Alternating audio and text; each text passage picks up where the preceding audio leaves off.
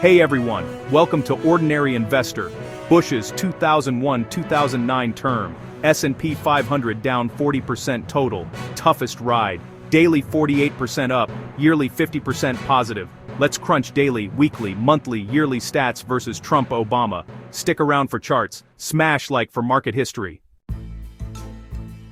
Daily, 2006 trading days, 48.2% up, 967 days averaging 0.82%, 51.8% down at 0.89%. Best day, March 17, 2009, plus 4.1%. Worst Sep 29, 2008, 8.8%. Weekly, 416 weeks, 46.9% up, low 1.0%, 53.1% down, 1.2%. 2003-2006 rocked with 55% up weeks, 2008, 60% down.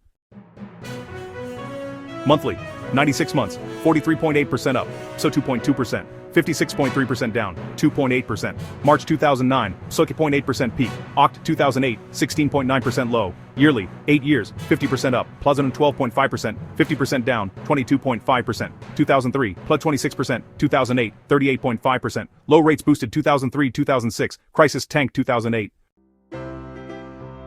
Big picture, yearly 50% up lags Trump's 75%, daily 48.2% below Obama's 52.5%, versus Trump's 13.5%, KGR, Bush's 5.6%, Obama's 16%. .com and 9/11 hit 2001, housing crash crushed 2008.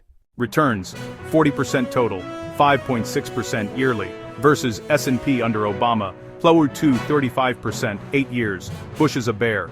Volatility, high, 2008 had 60% down days. Bush era, bearish bias, crisis lessons, diversify for shocks, bullish on history. Comment below, subscribe for more market dives. Thanks for watching.